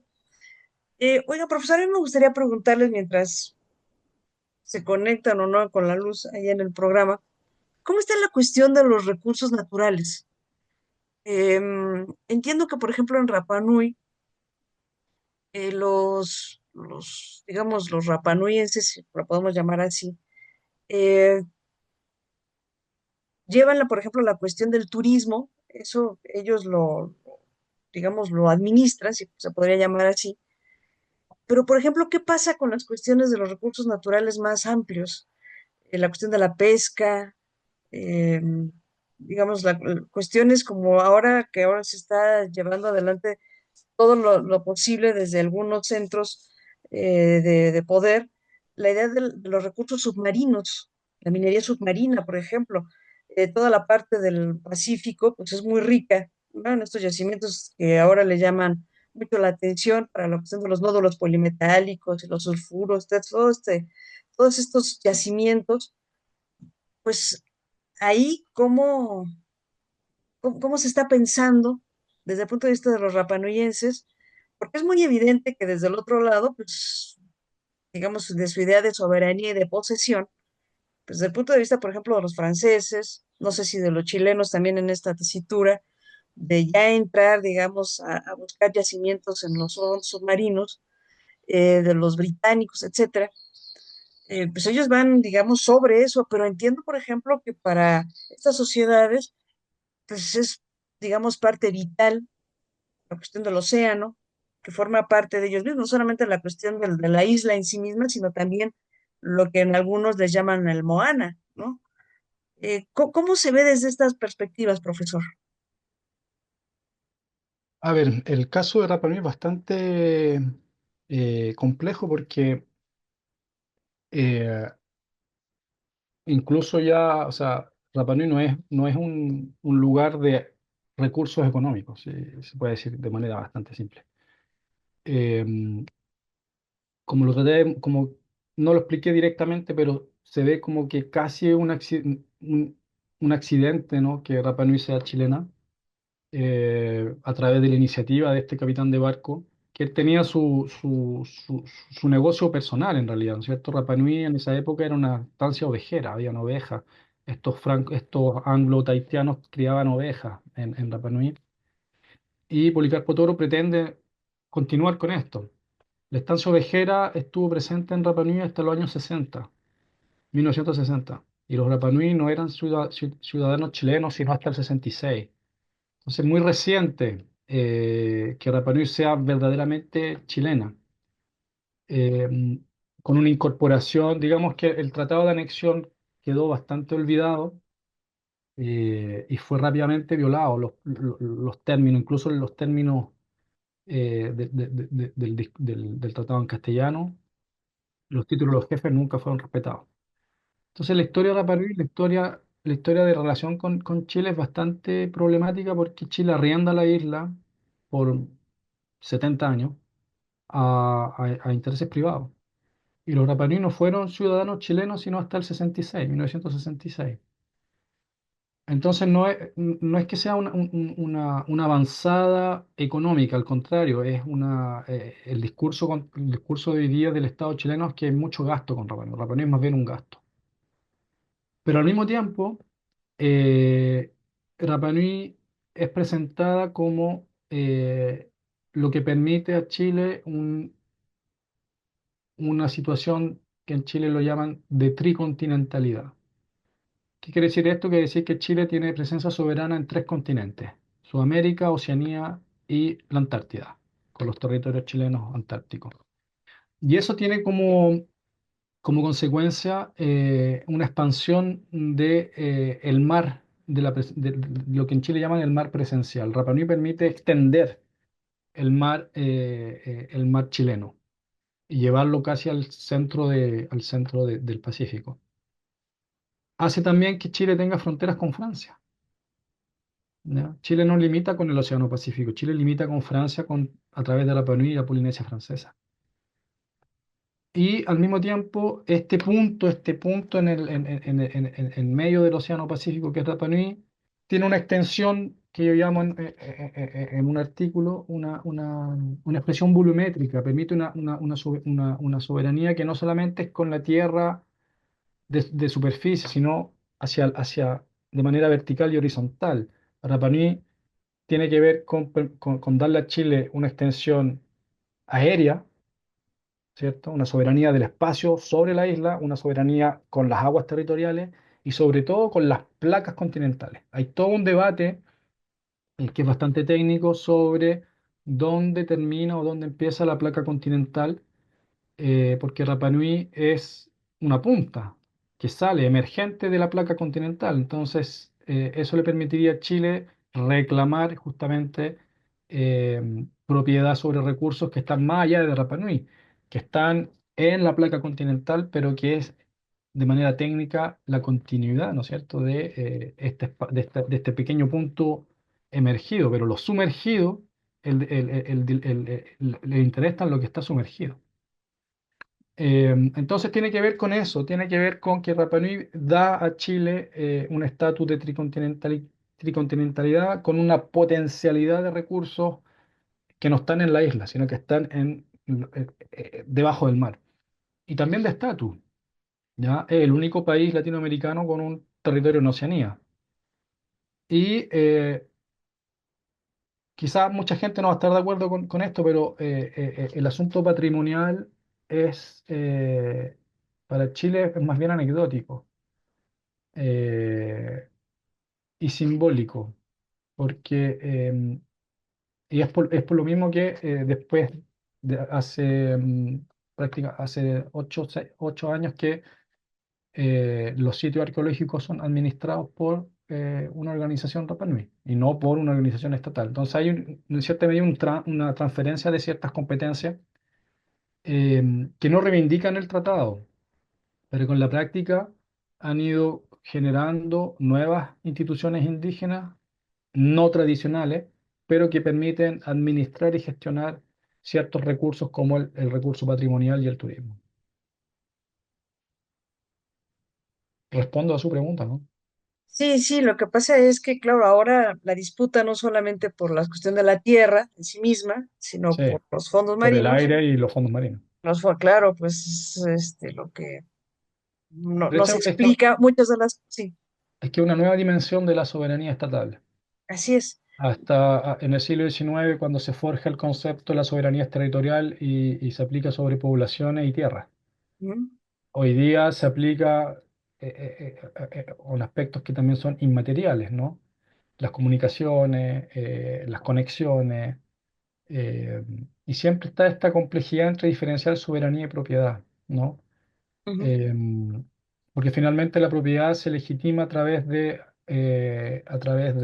instrumentos jurídicos que se validan a sí mismos a través de la soberanía. Entonces ese es como un poco el círculo cerrado, autoposicionado, para utilizar el término de Derrida. Permite un poco entender o no entender, pero abordar estas complejidades sobre, insisto, sobre la naturaleza y el lugar de la soberanía. sí, claro, porque además, pues como que se desdobla, ¿no? Sí, claro. Digamos, conforme pasa el tiempo y se profundizan, digamos, digamos, entrecomilladamente, las necesidades de los estados, pues, digamos, como que va adquiriendo una dimensión mucho más amplia y compleja de lo que era, claro, en el siglo XIX. Em, ¿Tenemos alguna duda, pregunta o comentario? Para quien está en el PUEAO, yo no alcanzo a ver las preguntas eh, de las redes digitales. ¿Ustedes nos podrían decir si tenemos alguna duda o comentario, por favor? Bueno, ahora más bien no sé si ellos me oyen también, ¿verdad? Pero que sí. A ver, Ofelia, por favor. Buenos días, no sé si se me escucha. Te escuchamos muy bien. Sí, muchísimas gracias. Bueno, primeramente muchas felicidades al doctor. Gracias por la ponencia y por su maravillosa capacidad explicativa y didáctica para hacer notar algo que de origen ha sido pensado para ser muy confuso, ¿no? Me refiero al concepto de soberanía en este contexto colonial de cesión que usted nos mostró. Se me hace muy interesante y también pues muy triste, y en la expresión cristiana, pues si Judas mintió besando, ¿no? Y mi pregunta es, si alguna vez usted se ha cuestionado como investigador los motivos del Capitán Toro para hacer una copia, que eso me parece, ¿no? Una copia burda de estas técnicas de apropiación europeas que, bueno, bien conocemos que es la cuestión de la expansión colonial, la voracidad, esta historia que tenemos repetida en otras historias humanas, ¿no? Y que seguimos padeciendo de alguna manera. Pero Chile, ¿no? ¿Qué fue? ¿Qué pudo haber sido? ¿Fue la moda europea? ¿Cuáles habrían sido esos motivos para buscar extender una mano hacia un territorio, hacia una apropiación en ese momento, imitando esta cuestión de escondiendo conceptos? No quisiera pensar de manera tan ingenua, o mintiendo a propósito, ¿no? Para esconder, para lograr, para alcanzar, manipulando las ideas. Muchas gracias. Muchas gracias por su pregunta. A ver, hay todo un debate en realidad sobre estos tratados. Yo no tuve, no era el tema de la presentación de hoy día, pero hay todo un debate sobre la intencionalidad de la traducción. Y hay dos paradigmas, si se puede decir así. Uno, que es justamente el del engaño. Es decir, vamos a traducir, vamos a manipular los términos para que la contraparte indígena acepte. Entonces, acepte, de todas maneras, se dijeron lo que vale lo que está en nuestra lengua, ¿no? Pero necesitamos necesitamos una justificación. Eh, ese es un paradigma que varios lingüistas que han trabajado sobre el Tratado de Waitangi han propuesto. Y la otra interpretación es que efectivamente los traductores no tenían muchas competencias profundas de la lengua, entonces cometieron errores, ¿ya? A mí lo que me llama la atención es que justamente estas anexiones o estos procesos coloniales se hagan a través de dispositivos escritos, se hagan a través de dispositivos que van a quedar archivados, ¿ya? Y no, como se hizo en otros contextos, una simple y llana invasión militar. Em, yo creo que tiene que ver con cambios también de doctrina colonial. Y tiene también que ver con que en Polinesia, si bien lo entendieron relativamente mal, la estructura política polinésica era mucho más cercana a la estructura política europea. Habían personas que los europeos pensaron que eran reyes, habían personas que los europeos pensaron que eran campesinos.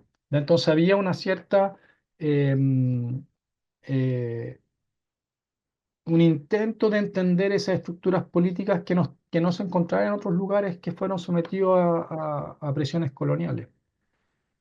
En Polinesia hay una cierta fascinación occidental también. Ya, recordemos el texto, el clásico texto del suplemento al viaje de Bougainville de Diderot. Ya todos los filósofos del siglo de las luces franceses están fascinados con Tahiti. ¿Ya?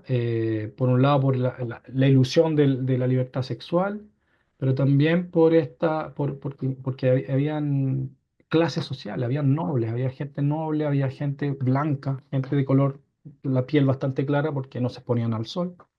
¿Ya? Entonces hay también una fascinación europea que se forja desde los primeros contactos y que, desde mi punto de vista, van a después justificar un trato diferencial, ya respecto a otras poblaciones nativas. y la necesidad de hacer tratados justamente porque los europeos reconocieron en las estructuras políticas nativas estructuras inteligibles, ¿ya? Por eso tradujeron Ariki o Ariki como rey. Cierto, no eran reyes a la manera europea, porque solo eran jefes de sus valles, de sus linajes, no de islas completas. Pero en Tahití, por ejemplo, emerge un rey.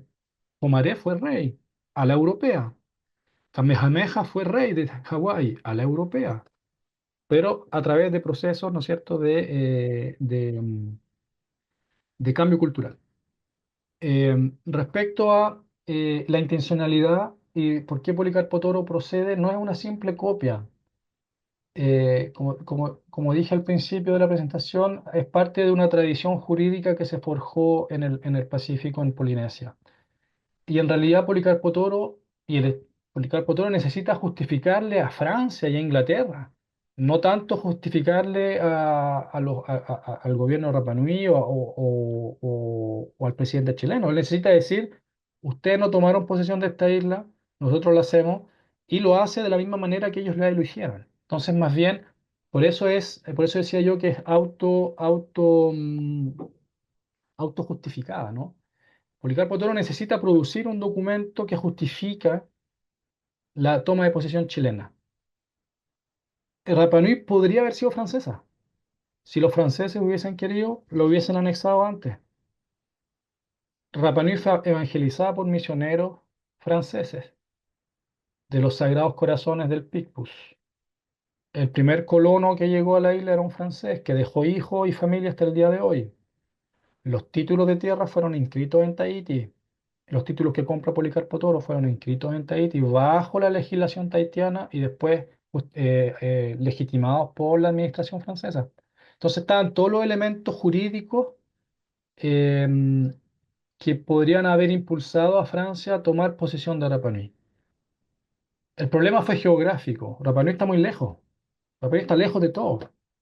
Entonces Francia en realidad siempre dijo que ella no se interesaba, bueno, no Francia, los diplomáticos franceses en Tahití siempre dijeron a Policarpo Toro, Francia no va a alegar, no va a reclamar soberanía. Aunque había una cierta soberanía de facto, no la va a reclamar. Entonces eso impulsa a Policarpo Toro a, a hacer un tratado para justificar ante Francia y ante Inglaterra, que también tenía ciertos intereses. Recordemos que las familias Salmon y Leander son anglo-tahitianos, entonces también hay colonos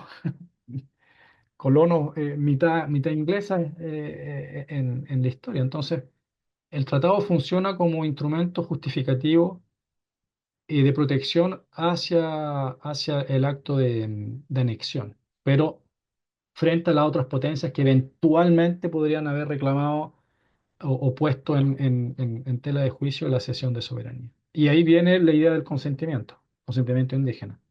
Hasta el día de hoy uno escucha en Chile que fueron los mismos rapanís que decidieron ser parte de Chile, porque está en el tratado.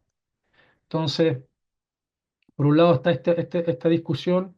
Yo tampoco pretendo tener, o sea, tampoco creo tener una lectura inocente sobre el proceso, pero también pienso que los traductores jugaron un rol bastante ambivalente, porque por un lado, en el caso de Rapa Nui, podrían haber traducido lo que Policarpo Toro dijo en castellano. Lo podrían haber traducido, podrían haber utilizado mana para decir soberanía. Vaya, hangate mana, cedemos el mana, cedemos la soberanía. Pero el traductor hizo otra cosa, entonces ahí también hay otros parámetros de legitimidad indígena. Y cuando yo leo el texto escrito en lengua Rapa Nui, se percibe, se alcanza a percibir lo que los Rapa Nui querían poner y no lo que Policarpo Toro estaba diciendo. Entonces hay un doble engaño en ese sentido, si se puede decir así. Policarpo Toro está convencido que él recibe la cesión de soberanía y los Rapa Nui están convencidos que lo que están haciendo es ganar un aliado. O sea, el conflicto semántico está ahí.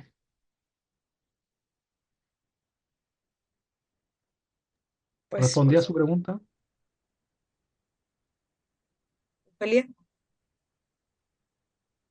Sí, perdón el micrófono, un problema. Sí, doctor, muchísimas gracias. Había perdido la pista de la cuestión de la traducción. Muchas gracias.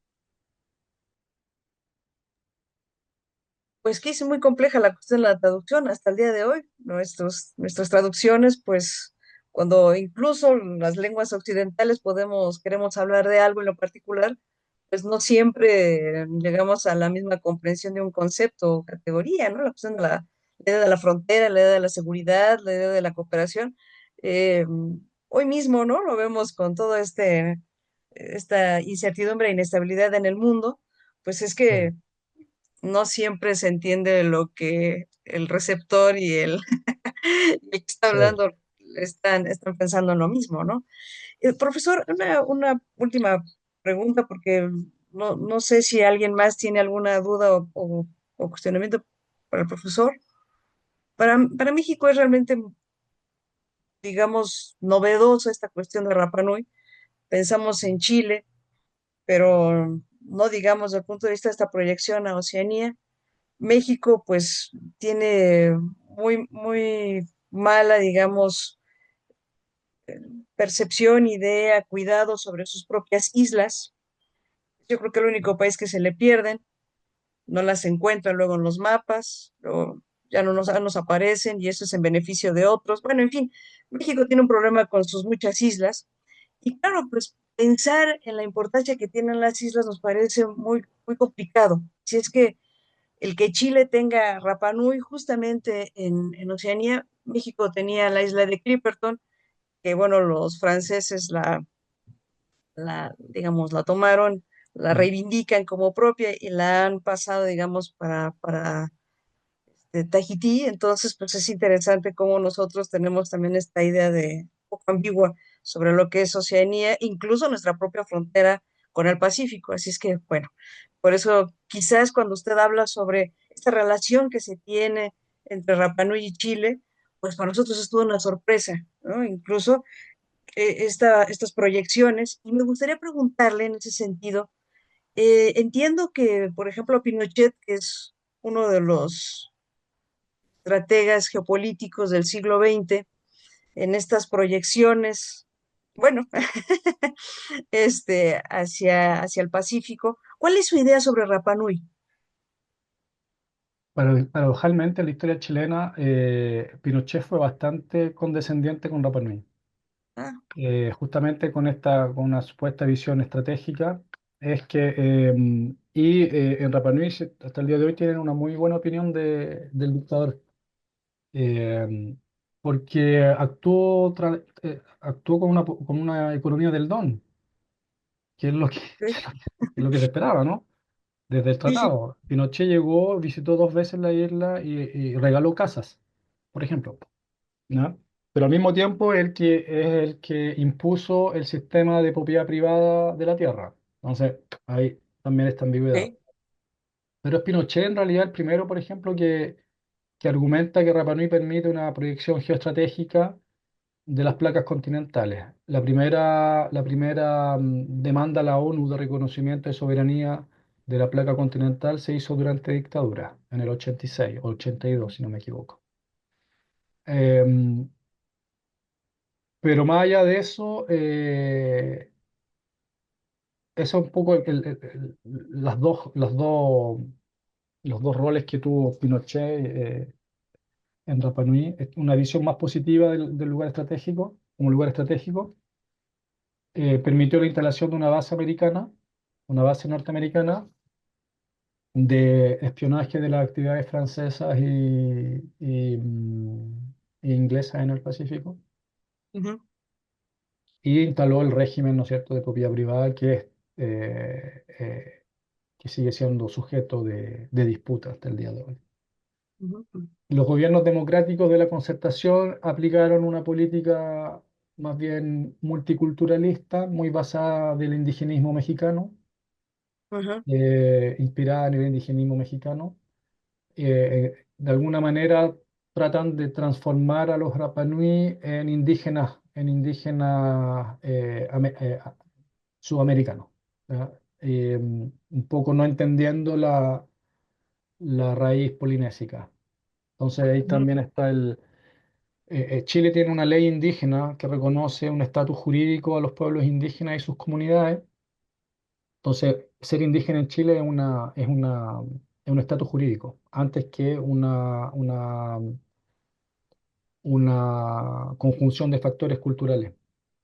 Y esa ley de 1992-93 fue pensada para resolver los conflictos territoriales en el sur, con el pueblo mapuche. Y se aplica de la misma manera a los otros territorios indígenas, que tienen otras estructuras políticas, otra historia con el Estado, otra, ¿ya? Entonces, ahí se producen también ciertas tensiones. Y los Rapa Nui siempre han tenido la tendencia lógica de vincularse hacia Polinesia, ¿ya? Y decir, nosotros somos polinésicos, no tenemos nada que ver con los pueblos indígenas chilenos, no somos amerindianos, no somos amerindios, somos polinésicos. Entonces, se sienten también, ahora, instrumentalmente también lo utilizan bien, ¿ya? Los fondos indígenas, las becas indígenas, ¿ya? El problema de ahora es que tenemos un gobierno de extrema derecha, pinochetista, que va a empezar a recortar los derechos adquiridos para los pueblos indígenas y también las minorías sexuales. Entonces, es bien complejo. Pues vaya Hay que que sí, ser, profesor. hay que observarlo, hay que observar lo que va a pasar. Pero, por ejemplo, el 2022, cuando se intentó hacer una nueva constitución para Chile, eh, la demanda de Rapa Nui era la ratificación del tratado. Entonces, ahí volvemos a la relevancia que tiene ese documento de 1888, la relevancia contemporánea. Los Rapa Nui a la Asamblea Constituyente le solicitaron que el Estado reconociera e incorporara en la Constitución los términos del tratado. Esa es la actualidad de estos documentos. Bueno, pues es que claro, también es muy, muy, muy complejo en un mundo tan vertiginoso como el que vivimos, pues por ejemplo, pedir una, digamos, una idea de independencia o de separación, ¿no? Digamos, Rapa Nui solito, pues tendría, digamos, algunas complejidades para, digamos, insertarse directamente en el sistema internacional, creo, ¿no? Y entonces, pues es también una idea de cómo, eh, pues, utilizar ese instrumento en su beneficio, como usted dice, Mm. al final de cuentas, pues es que tampoco no pensemos que hay, no tienen intereses, o sea, claro que pues se ha despertado toda una lógica de cómo, pues, de alguna manera enfrentarse a los obstáculos que plantea, pues, un mundo como el que vivimos, ¿no? Entonces, Sí, me parece interesante que el tratado, pues, de los dos lados se utilice, pues, para mejor conveniencia claro. y no solamente pensar que, pues, Por eso las hay lecturas no pobres, ¿no? son, no son unilaterales, no, son multivocales, ¿no? Qué Y quizá interesante. en 10 años más, si otro investigador vuelve a traducir el tratado, va a encontrar otras cosas, que se va actualizando en función de los debates y los dilemas contemporáneos. Eso también es interesante en la traducción. Bueno, pues le agradecemos infinita esta conversación, profesor. Seguramente que ahora en nuestros canales digitales va a estar viéndose y continuamente, digamos, consultándose. Así es que le agradecemos muchísimo que haya estado aquí con nosotros. Muchas gracias pues, por abrirnos toda una idea, un escenario, una serie de reflexiones, de análisis, porque efectivamente los tratados, viéndose desde diferentes puntos de vista, pues nos pueden mostrar la actualidad, no solamente, digamos, el contexto histórico, sino la actualidad, la manera en la que se mueven, pues, eh, digamos, estos actores en Oceanía y más allá de Oceanía, que son muchos los que están metidos ahí hasta el día de hoy y que juegan un papel determinante. Así es que muchísimas gracias, profesor. No sé si el profesor Maya quisiera comentar alguna cosa antes de terminar con la sesión. Mónica, pues nada más reiterar nuestro agradecimiento precisamente a ti por la iniciativa y al profesor Diego Muñoz, por haber aceptado dar esta conferencia y sobre todo por responder a todas las preguntas que se hicieron acá. También quiero pues disculparme porque de pronto tuvimos problemas acá con el internet en el WEAO, pero aquí estamos al pendiente y pues como siempre aprendiendo precisamente de los especialistas como el doctor Diego Muñoz. Y pues espero que no sea la última vez que lo tengamos acá con nosotros y pues estaremos pendientes para futuras actividades. Muchas gracias. Muchas gracias a ustedes por la invitación y ojalá la próxima vez sea presencial. Ah, eso sería maravilloso. Tenerlo por aquí. Pues muchas gracias, Buscamos el profesor. espacio, por supuesto. Pues muchas gracias y le agradecemos infinito que tengan una linda tarde. Muchas gracias a todas y a todos por estar aquí. Y pues bueno, reitero lo que nos dice el profesor Maya, esperemos que poderlo tener en muchas otras ocasiones, porque vaya que los Encantado. tratados siguen generando una serie de, pues, de articulaciones, de interpretaciones, la cuestión esta de la soberanía, pero también la idea de la autonomía, que no es lo mismo que independencia, digamos, como también los rapanoyenses están hablando sobre ello y también como, digamos, haciendo eco de otras iniciativas dentro de Oceanía que hablan sobre la idea de la autonomía y no necesariamente de la independencia, que yo creo que también es interesante que en otro momento, pues usted nos pudiera compartir cómo se está llevando adelante adentro de Rapa Nui, ¿no? Encantado. Con tiempo, Pues eso muchas sí. gracias. Muchas gracias, profesor. Pues que tengan linda tarde. Muchas Bueno, que gracias tengan a todas y a buena todos. tarde. Buenas. Chao. Chao, Gracias. profesor. Hasta luego. Chao, chao.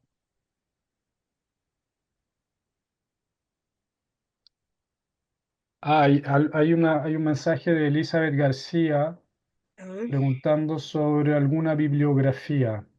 ah, Eh, ¿Bibliografía sobre qué en específico? Sobre el Tratado de Waitangi, entonces si manda algo más preciso, yo podría elaborar una lista, se la comparto a usted, Mónica, y usted después la distribuye entre los estudiantes como claro que sí. alternativa. Pues muchas gracias también por eso, profesor. Bueno, pues Bueno, entonces hasta ahí concluimos. ¿Les parece bien? sí. Sí. Bueno, pues muchas gracias, Gracias, profesor. gracias.